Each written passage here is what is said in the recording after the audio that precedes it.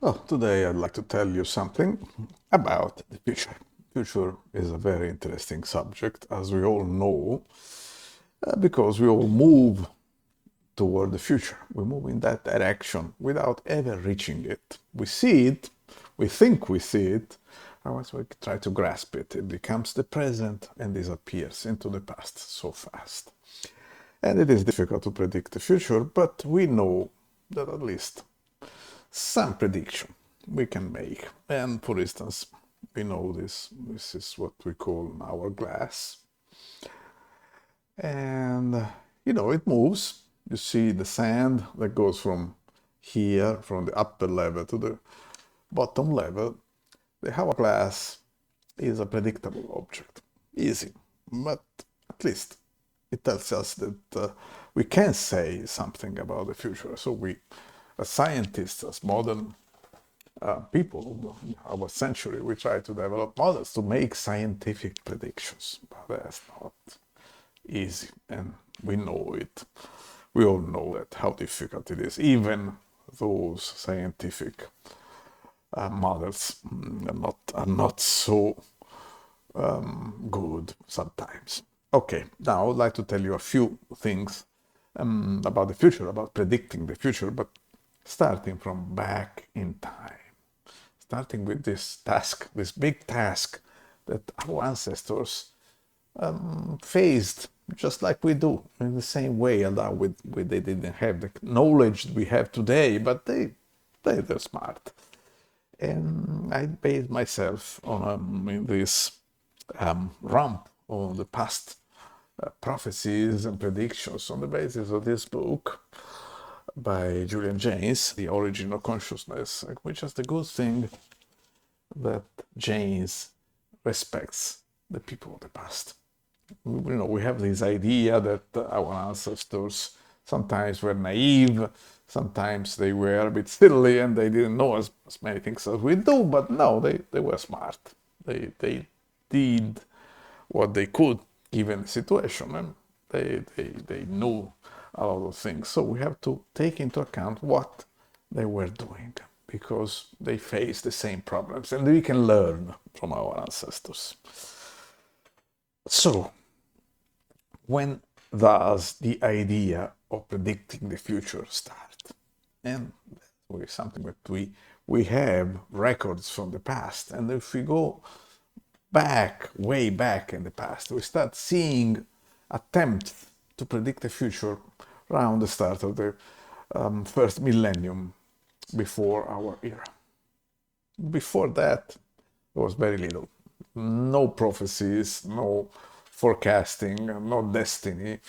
You can read the saga of Gilgamesh. Yes, things happen, the story moves, but there is no destiny, there is no prophecy, there is no prophets and things like that, just things that moved up. But then back around the start of the first millennium, we start seeing cuneiform tablets during the Assyrian Babylonian period.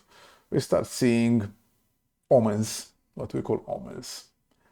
An omen is in a sense in a prophecy, but it's a sign. An omen is like an experiment. You know that A happens, then you know that B will happen as a consequence.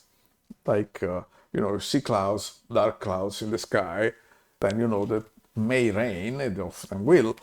Or you see a black cat crossing the street, and you suspect, though you don't exactly, it is not an exact prediction, that still today we think there will be disgrace to you, or it is not written exactly. I think this idea of the black cat is modern, but you can find in these tablets things like, if somebody squashes a lizard, then you will have a disgrace. We don't have this kind of omen anymore. That omen is like an experiment. It's something that is not an experiment. It's an observation. You see something. You don't search for a prediction. You just see something that tells you something about the future. The will of the gods, maybe, or the patterns of the universe, or whatever it is. Then there is another kind of attitude about the future. It is divination. Divination. It's an active search for what is the will of the gods or the pattern of the universe or whatever.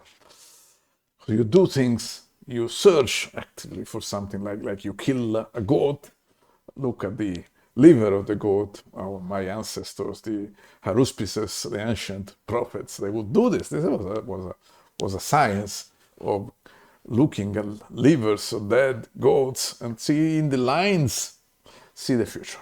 That's active. You actively interrogate the gods. Say, what do you want from me? Tell me, what is the future? What do I have in store? Like in the ancient times, people would go ask specialized people like the Pythoness of Delphi. Pythoness was a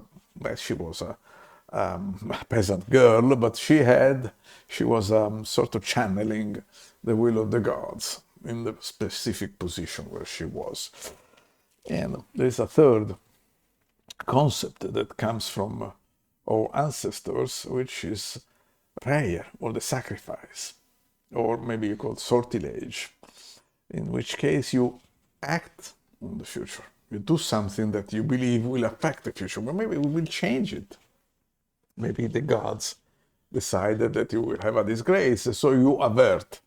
You make some special sign or things like that, or some prayer that will avoid your destiny, because the gods will realize what you're asking them and act as a consequence. Which is again something that we still have in a certain sense. Many of the things we do today are similar. With the omens, we are observations, scientific observations, the divination or scientific experiments in a laboratory. We don't look at the universe in the liver of a goat, but we believe that what we observe in a laboratory is universal. We establish laws, and the future depends on these laws that we determine in a lab, which we think are universal, maybe. But then once you decide, see that the futures can somehow be known, you face immediately the problem of free will. Free will. Can you decide your future, or is the future decided for you by the gods or whatever? Does such a thing as destiny exist? Great question. The first time when it is asked, I think when Sophocles in the 5th century before our era tells us the story of Oedipus. Oedipus, which is a fantastic, an incredible, silly, naive story, but it's so basic that it influenced people like Sigmund Freud, the founder of psychoanalysis. This spoke about the Oedipus complex. And it looks naive, I know, but think about that, because Oedipus has so many facets, so many ideas, so many reverberations with our time. Let me tell you the story again. So Oedipus lives in a city, Corinth, and somehow at some moment he goes to see the oracle of Delphi, the Pythoness. The Pythoness tells him, "Oh, you, Oedipus, your destiny is that you will kill your father and marry your mother." Oedipus believes that, because that's one fundamental point. At that time, people believed oracles. Read just a little of history of what people said, but they did believe it, absolutely. So you have this prophecy that you will kill your father and marry your mother. And so Oedipus runs away from the people he believed were his father and his mother. He didn't know, should have suspected that he had been adopted. So he said, "I don't want to kill my father, I don't want to marry my mother, so I run away from them. So I do something to avoid a certain destiny." But then, as a vagabond, he goes around and he meets a man old enough to be his father, and he kills him. And then he arrives in a city where the queen is old enough to be his mother, and he marries her. So say, Oedipus,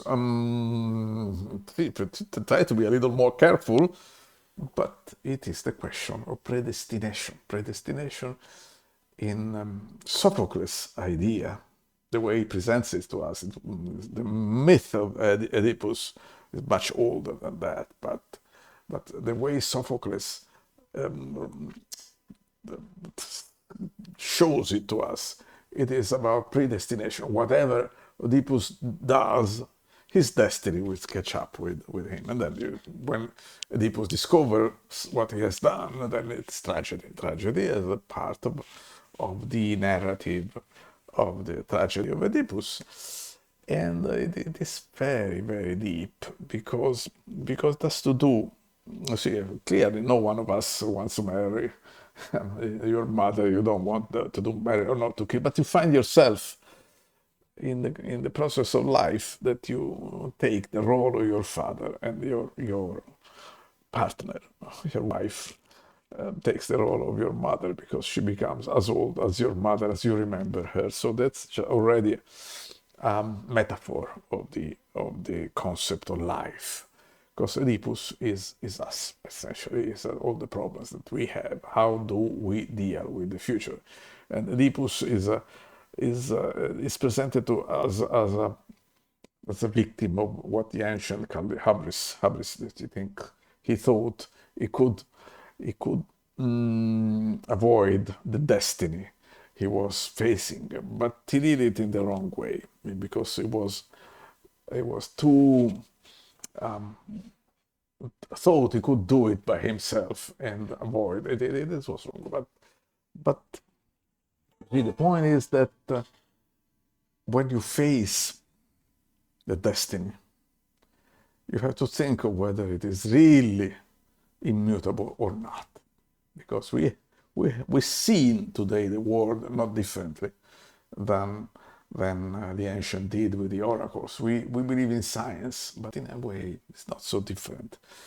Not long ago, a couple of centuries ago, when we had science had this big success with Newton, that they could predict the position, the movement of the planets, of the bodies in the solar system, then you had this idea, people started thinking, well, then the future is deterministic, determinants, strong determinism. If there is such a creature, which we may call Laplace demon, he has perfect knowledge of all the position of all particles in the universe, then he can predict the future absolutely, perfectly, without error.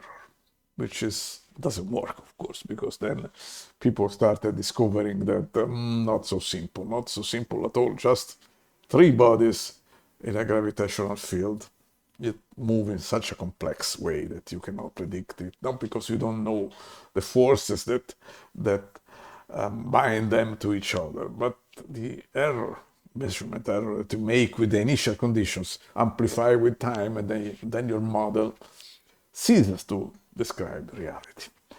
And that's as we move on with science, we discover the science a sort of diffuse, a sort of shatters in pieces, because we don't have anymore the laws, the determinists that we used to have, because we are chaotic systems, complex systems.